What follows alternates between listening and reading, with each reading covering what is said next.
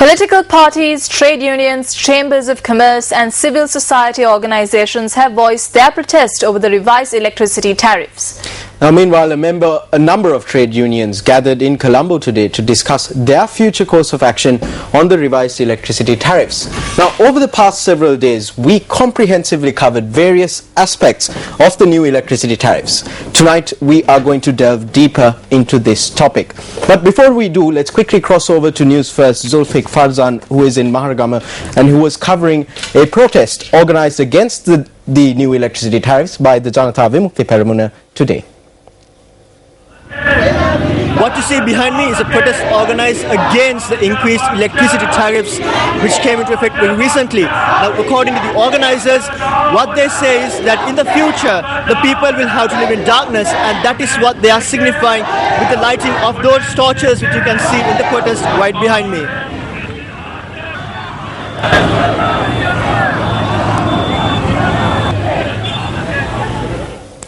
Well, thank you, Zulfiq. Now, moving on, last week we covered comprehensively how the new electricity tariffs would affect household consumers.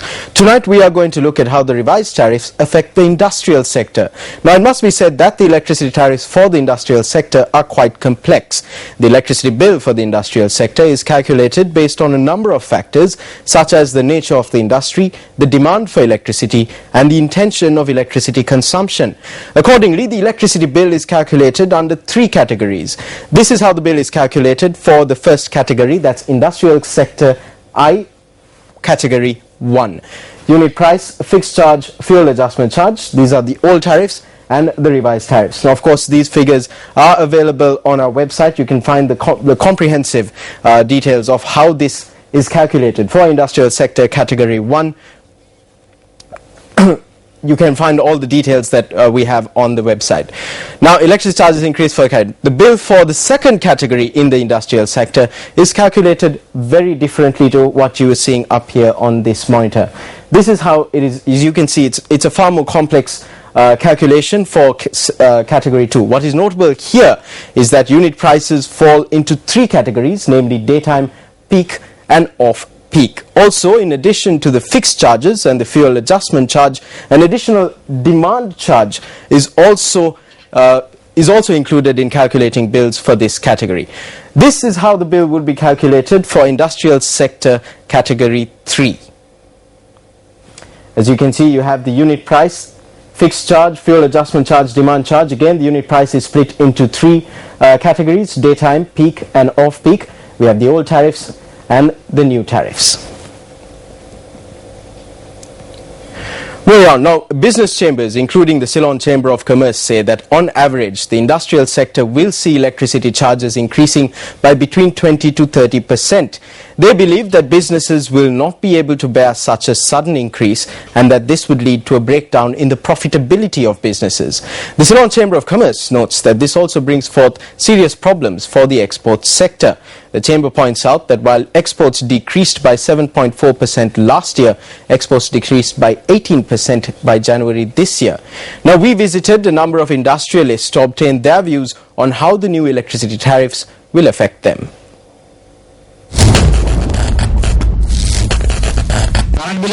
We will have to charge consumers to cover the increase in the electricity bill. The electricity bill has increased by 60%. When the electricity bill increases, consumers are also affected. Prices for produce like prawns and squid will also increase.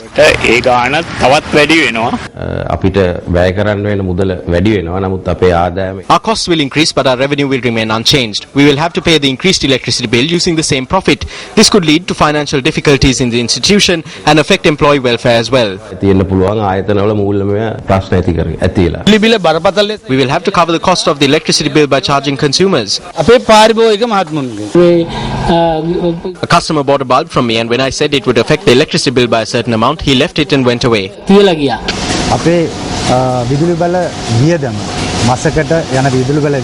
We have calculated that our bill will increase by 18%. In the packaging industry, most of the machinery runs on electricity. Almost all our machinery relies on electricity. Our production costs will increase as a result of this. Thereby, you may see an increase in the prices of goods manufactured by us.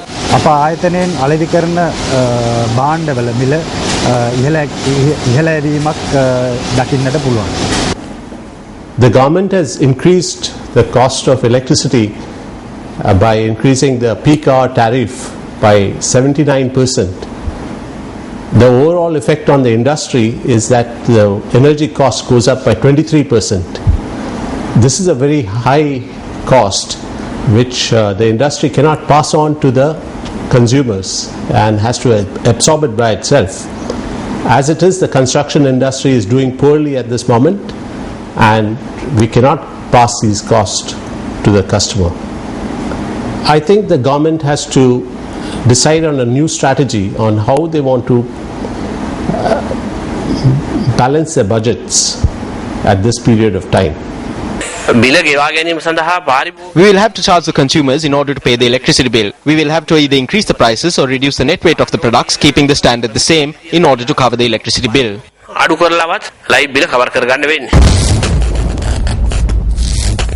Now it is evident that the common people will be affected directly and indirectly as a result of the increase in electricity tariffs. While their household electricity bills will increase on one hand, on the other hand they will be faced with increased prices for the goods they purchase, as electricity bills of producers will also increase. As a result of the costs of businesses increasing, employees will see their incomes reduced. This goes to show that the common man will be affected by what we call a 3-point pressure: increase in their household electricity bill, increase in the price of goods and services, and also cutbacks on employment benefits. Now, the Energy Forum says that the masses will be battered on 3 fronts through the increase in electricity tariffs.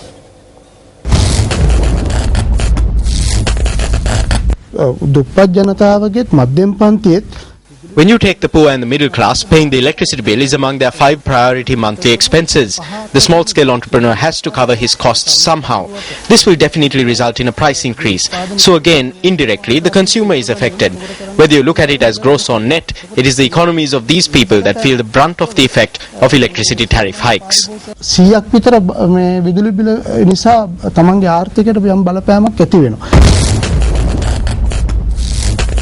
Now, political representatives also expressed views today on the increase in electricity tariffs. Mangala Samaraweera හිටපු ඇමතුමා මේ වෙනකොට වැරදි අර්ථකථනයක්.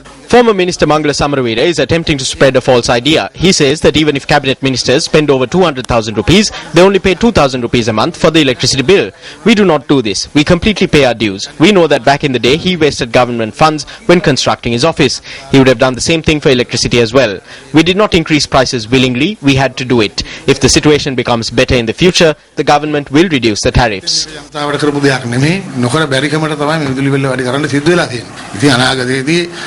Now,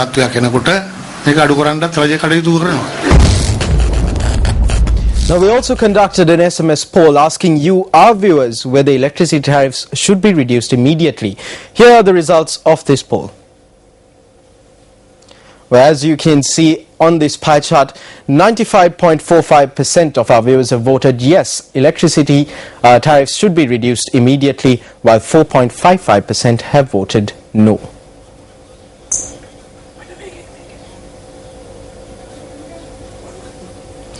Now, several people also commented on the issue on our website www.newsfirst.lk. Let's take a quick look at a few of these comments.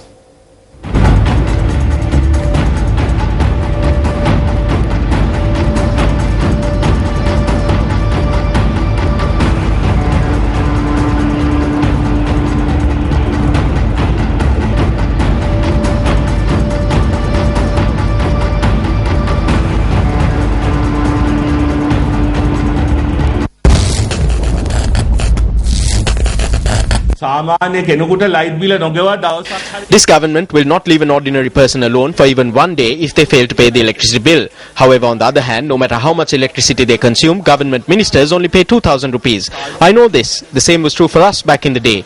It is not for any other reason that the electricity board's losses increase daily.